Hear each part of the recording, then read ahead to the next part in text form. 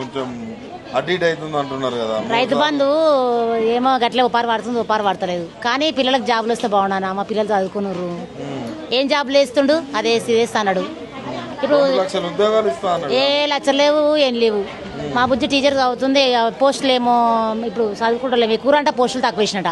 దానికి కూడా ఇంకేజిందో అని పెట్టిరంట. మా బుజ్జి డైట్ చేసిపోయింది. ఇప్పుడు మరి డైట్ చేసిన వాళ్ళకు మార్కులు ఎక్కువ వచ్చినాయి అంటగా. మరి ఎందుకు మార్కులు పట్టాయి తీయాలిగా. మరి మా పిల్లలు మేము ఎట్టబోతాం, మేము ముందే పేదలు వ్యవసాయం చేసి పిల్లలు చదివిస్తాం. మా పిల్లలకు జాబ్ ఇచ్చిన చాలన్నా, మాకు ఏది ఇవ్వకుండా సరే. పిల్లలకు జాబులు ఇప్పుడు ఇక ఉంటే చాలు. ఘోరంగా ఉంది, ఏం మంచలేదు. ఇక కేసీఆర్ అన్న ఏమేమి ఉండేది కాదు, కానీ ఏదైనా బాగానే చేసేది ఆయన. ఏం కోటీశ్వర్ చేసిండు అన్న, ఏం కోటీశ్వర్ చేయలేదు. ఇప్పుడు చేసిండు. ఇంకెప్పుడు పిరిబాస్ ఒకటి పెట్టిండు. కానీ ఎంతమంది అవుతారు మా పిల్లలకు. నా కొడుకు రోజు వీరికి బియ్యం వస్తారు. బస్సు అనేది లేదు, జ్వరం వస్తుంది పిల్లలకు.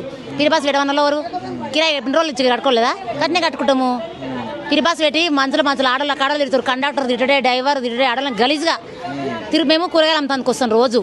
ఏమంటారు తెలుసా, తిరుగుతాను పోతారు ఆడలు అంటారు, డ్రైవర్ అంటారు, కండక్టర్ అంటాడు. ఎక్కడ తిరుగుబాటు ఇంత కన్న కష్టం చేసుకొని మేము బతాం. మేము తిరుగుతానికి వస్తామా?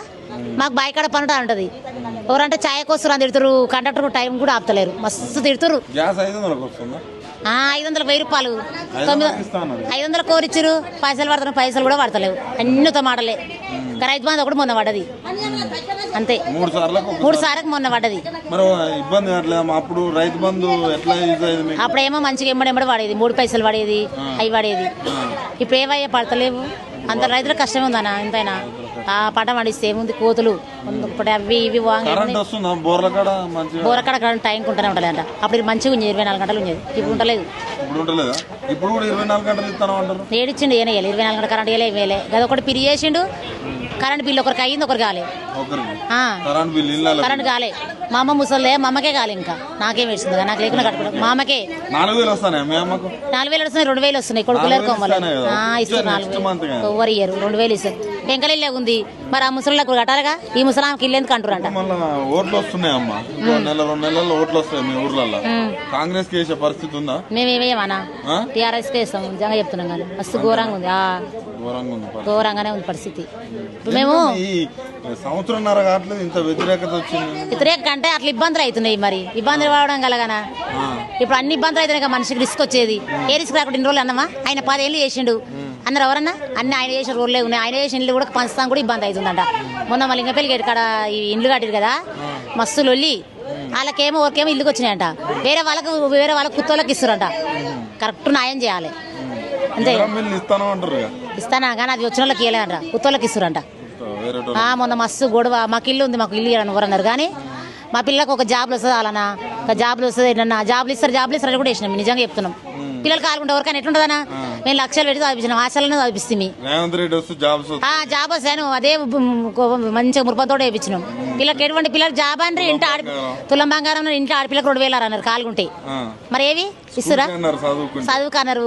ఎదిగిన పిల్లలు ఉంటే 2,000 అన్నారు. ఏవి లేవు. అది ఎంతవరకే ఉంది, మొత్తానికే లేవు. కానీ పిల్లలకన్నా జాబ్లు ఇస్తే బాగున్నానా? మాకంటే కట్టిన గిట్ట కష్టం చేసుకొని పోతాం. జాబ్ కావాలి. మరి ఇక మేమంటే ఎట్లా పోతాం? మా పిల్లలు వ్యవసాయం చేయలేరు కానీ మేమంటే వ్యవసాయం చేసి ఇక్కడ కూరగాయలు అమ్ముకుంటున్నాం. 6 వెళ్ళి వచ్చి ఇక్కడ అమ్ముతాం. మేము ఎంత బాధ అవుతుంది, మస్తు బాధ అవుతుందనా. మా ఆయన చేస్తారు, మేము పండిస్తాం. ఇప్పుడు మా పిల్లలు అయితే వేయలేరుగా. చదువుకున్న వాళ్ళు ఇప్పుడు వచ్చిన కోడలు చేస్తారా?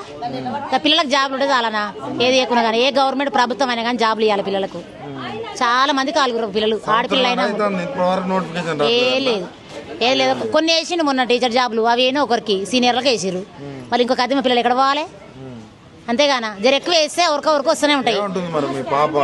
మా పాప ఏమంటుంది, జాబ్లు వచ్చే బోర్డిస్తలేదు మమ్మీ, డైట్ చేసిన వాళ్ళకి లేదు, ఎక్కువ అయిన వాళ్ళకే ఉంది అని అంటుంది.